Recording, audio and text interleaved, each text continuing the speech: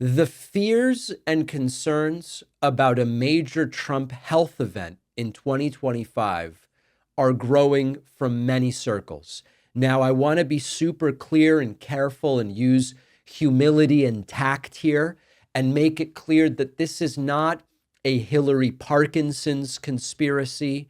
This is not arguing that Trump has and is covering up any particular disease.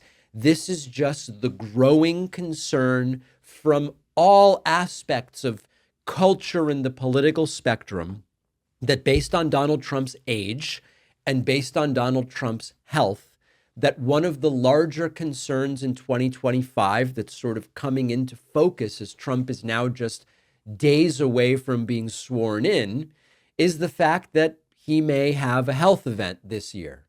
Let's listen to those who are making the case. We're going to start with our friend Tim Miller here from the Bulwark podcast. My dark horse prediction for 2025 is that Donald Trump has a health event. I think that this is inevitable based on the actuarial tables to happen during his presidency. You know, Donald Trump's machismo and his strength is such an important part of his political brand.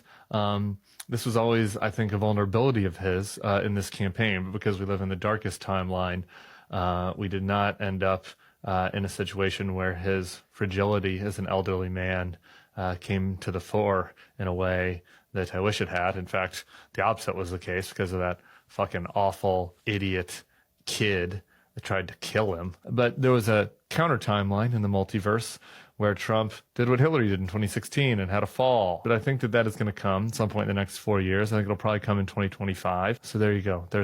So there is Tim Miller. A Trump health event may be the big alteration to the trajectory of his second term. And here is Kara Swisher over on the Pivot podcast with a similar sort of, she's alluding to the same thing using slightly different language. I think Donald Trump's age might become an issue in the next 2 years. I think the presidency is an incredibly difficult thing. I do think it might be calmer, and it's largely not because he's become wiser, because he's not wise in any way. He's not a good person. He's a serial sexual harasser at the very least, and other things. I think he's a terrible person. I think his age is going to calm him down. I don't know how else to put it, either through natural, what happens when you get older, and the difficulties of this. So you may see a calmer Donald Trump. You may see it, and it's not because he's a good person or he's turning the tide or anything else. He also is probably looking at his legacy now, and he's a lame duck president. No matter how you slice it, he's a lame duck president. And again, people around him are aware of it. I've heard it from so many people in his party. We only need him for a couple more years. They've said it. And then we'll make him into an icon. We'll do some statues, all good. And so I think it's going to maybe a little surprising, and it's not because he's a good person. So a couple things here. First of all, Tim Miller talked about the actuarial tables. I actually think Tim Miller is confusing life expectancy at birth versus actuarial tables based on an individual who's already 78 years old. Without knowing anything else about Trump, a 78-year-old male is expected to live somewhere between 7 and 9 additional years. That's different than life expectancy at birth. If you looked at what was life expectancy at birth in 1946, when Trump was born, you would get a different number. And I think Trump would already be beyond life expectancy at birth in 1946. But there are different actuarial tables. And if you input Trump's information just based on when he was born and that he's male, United States, you would expect him to live 7 to 9 more years, which exceeds the forthcoming 4-year term. A more accurate analysis would account for Donald Trump's diet. I believe Trump is on, I don't remember if it's blood pressure, cholesterol medication, or both. That would be a factor. Certainly Trump's obesity would be a factor. Okay. The point here is, from an actuarial standpoint, it's completely plausible that Trump outlives this presidential term. What Tim Miller and Kara Swisher are talking about are more the sorts of things that started to be notable about Biden towards the end of this term.